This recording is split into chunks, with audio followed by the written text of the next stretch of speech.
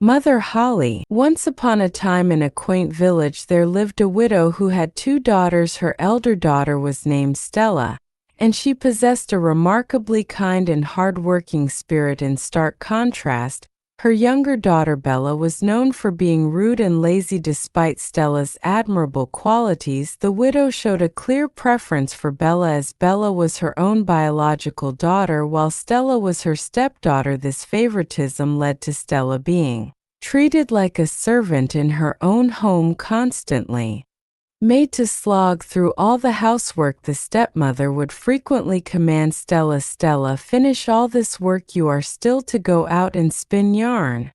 Immediately after, she would dote on Bella, saying, "Bella, come here, my dear, you must be hungry, have something." Stella diligently and swiftly completed all the chores inside the house, then proceeded outside to spin yarn every single day. Her stepmother would send her to spin yarn near the village well. Stella would labor tirelessly spinning until her fingers would literally bleed from the effort. A parrot, a resident companion, lived right next to the well, and Stella would often engage in conversation with him as she spun. One fateful day, as Stella was spinning, her fingers began to bleed profusely, and the blood stained the spindle she was working with. She carefully placed the spindle on the well's edge, intending to clean it, and began to draw water. In a moment of misfortune, the spindle slipped and fell into the well. Stella cried out in despair, lamenting, "No, the spindle has fallen into the well. What do I do? If mother finds out, she will be furious." She tried with all her might to retrieve the spindle, but it was to no avail. Distraught, she ran home and tearfully confessed to her stepmother, "Mother, the spindle has fallen into the well." Her stepmother, filled with fury, retorted, "Why didn't you fall into the well instead of the spindle? Now where will I get another one from? Go and get it out of the well. Don't you return without the spindle, got it?" Reeing silently to herself, Stella trudged back to the well. She had already exhausted every possible method to get the spindle out, with no other solution in sight. Stella, driven by desperation, took a deep breath and jumped into the well herself. When she opened her eyes, she found herself in an entirely different place. A lush grassy field, the sun shone brilliantly and beautiful flowers bloomed everywhere. Perplexed yet captivated, Stella wondered aloud, "Where am I? What a beautiful place this is." A delightful fragrance filled the air. She walked onward, and in the distance she spotted a bakery. Inside the oven, loaves of bread were baking, and to her astonishment they were calling out as if this were some kind of magical land, get us out, or else we shall burn. We have been baking for a long time, someone get us out," they pleaded. Stella, hearing their distress, immediately reached into the oven and removed the loaves. The loaves expressed their gratitude, saying, "Thank you." Stella continued her journey and soon encountered an apple tree. This tree too was speaking, proclaiming, "Oh, my apples are ripe. Please someone pluck them and eat them, or else they will all rot." Stella, unable to bear the tree's sorrow, promptly began shaking it. As she shook, the apples began to fall to the ground like rain. She continued shaking the tree until the very last apple had fallen. Then she gathered all the fallen apples to one side and proceeded on her way. As she kept walking, she eventually reached a small hut where she saw an old woman. The woman possessed such horrendous teeth that Stella was initially frightened and immediately turned to flee. However, the old woman called out to her, saying, "Don't be afraid of me, my child. If you look after my house well, you can stay here. I shall give you everything in return. You simply have to ensure that each day when you make my bed you cover it with feathers, just as the ground is covered with snow after snowfall.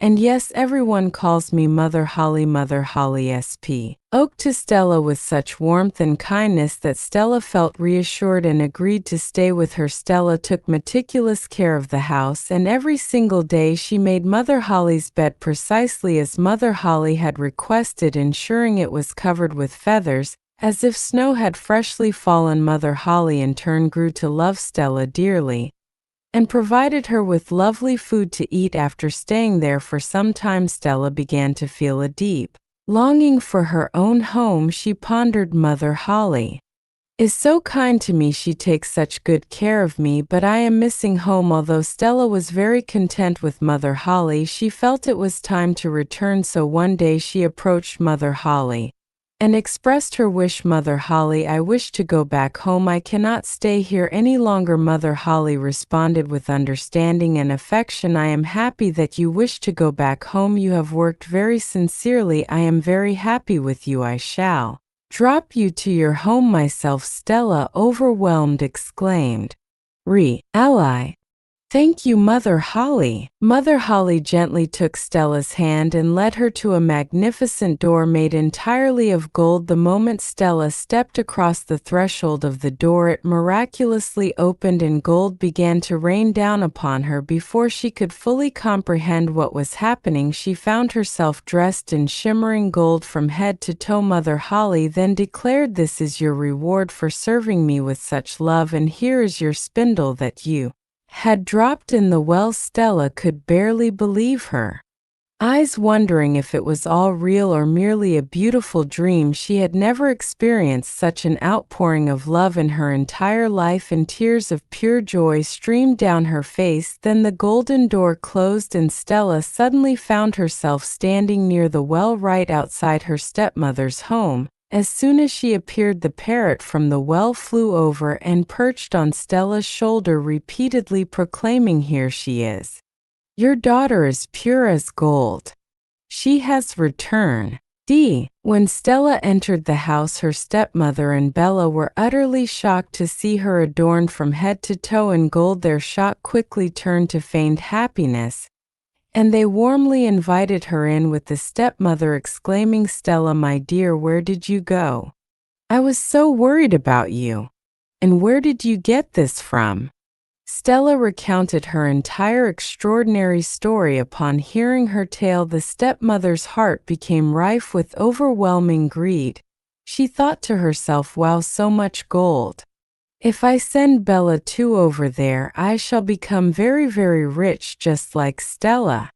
Consumed by this covetous desire, the stepmother promptly sent Bella to the well to spin yarn. Bella, rather than working diligently, deliberately pricked her own finger with a thorn to make it bleed. She then smeared the blood onto the spindle and intentionally threw it into the well, following Stella's path.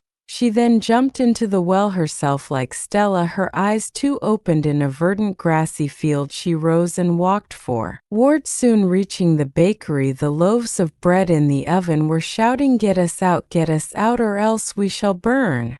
We have been baking for a long time, someone get us out." Bella, however, responded with disdain, "Are you crazy? Why should I dirty my hands for you?" She spoke thus and simply moved on. Next, she came upon the apple tree, which pleaded, "Oh, my apples are ripe. Please someone pluck them and eat them, or else they will all rot." Bella once again rudely dismissed the plea, saying, "Are you crazy? Why should I pluck them? What if an apple falls on my head?" She spoke discourteously to the tree and callously moved on. Finally, she arrived at Mother Holle's home. Having heard from Stella about Mother Holle's fearsome teeth, Bella approached without fear. She boldly asked Mother Holle for work herself, saying, "Mother Holle, I have heard you need someone to work for you. Please let me have the job." Mother Holle explained all the duties to Bella, specifically detailing how she wanted feathers to be laid on her bed each day. On the very first day, Bella grudgingly obeyed Mother Holle. However, from the next day onward, she began to stall and procrastinate. By the third day, she did absolutely nothing at all. Eventually, Bella started spending the entire day sleeping, completely ignoring the crucial instruction of scattering feathers on Mother Holle's bed. Seeing no feathers on her bed, Mother Holle became absolutely furious. She confronted Bella and sternly told her, "Think you must now go back home, Bella. Misunderstanding was elated to hear this, believing she would now receive gold as Stella had. Mother Holle led Bella to the golden door. As soon as Bella crossed the threshold of the door, instead of a shower of gold it rained muck all over her. Mother Holle declared, "This is your reward for the kind of work you have done." The door closed and Bella found herself back home. The parrot sitting on the well saw her and began to call out, "Here she is. Your daughter is ugly as muck. She has returned. This is why." It is often said that even imitation requires intelligence. While Bella did manage to reach Mother Holle's hut, her inherent laziness and habit of stalling work ultimately led her to bring home muck instead of the coveted gold. From this compelling story, we learn the profound lesson that we must always be sincere and honest in everything we do. The narrative of Mother Holle serves as a powerful allegory, starkly contrasting the outcomes of virtuous behavior with those of vice. Stella's journey is a testament to the rewards of kindness, diligence, and genuine selflessness. From the moment she steps into the magical realm, her actions are consistently driven by empathy and a willingness to help without expectation. Her immediate response to the distressed loaves of bread, pulling them from the oven, and her compassionate act of shaking the apple tree to relieve it of its heavy ripe fruit demonstrate a profound intrinsic goodness. She does not calculate benefit, she simply acts out of care. This innate kindness extends to her service for Mother Holle, where her dedication to laying feathers on the bed precisely as instructed day after day showcases her unwavering diligence and commitment. Even when she begins to miss home, her honesty and respectful approach to Mother Holle reinforce her virtuous character. Her reward, the rain of gold and the return of her spindle, is not merely a material gain but a symbolic validation of her pure heart and sincere efforts, emphasizing that true wealth comes from one's character. Conversely, Bella's experience vividly illustrates the inevitable negative consequences of laziness, selfishness, and a lack of integrity.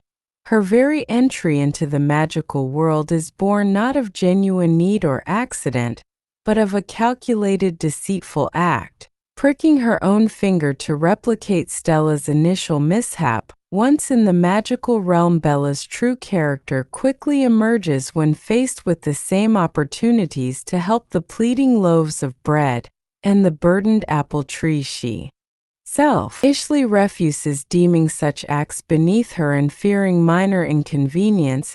Her dismissal of their pleas, voiced with disdain, highlights her profound lack of empathy and her self-centered nature. This pattern continues into her service for Mother Holle. While she initially feigns obedience, her inherent laziness quickly takes over, leading to procrastination, idleness, and a complete disregard for her duties, particularly the crucial task of preparing Mother Holle's bed with feathers. Her belief that she would receive gold simply by going through the motions without putting in the sincere effort underscores her superficial understanding of cause and effect. Her reward, a shower of muck, is a direct symbolic consequence of her foul attitude and shoddy work, serving as a powerful deterrent against insincere imitation and illustrating that one reaps what one sows. The story thus firmly establishes that genuine effort and a sincere heart are prerequisites for true reward, and attempts to mimic success without embodying the underlying virtues will only lead to undesirable outcomes. The parrot's contrasting pronouncements upon the sisters' return further solidify this moral branding. Stella as pure as gold and Bella as ugly as muck, leaving no ambiguity about the story's central message.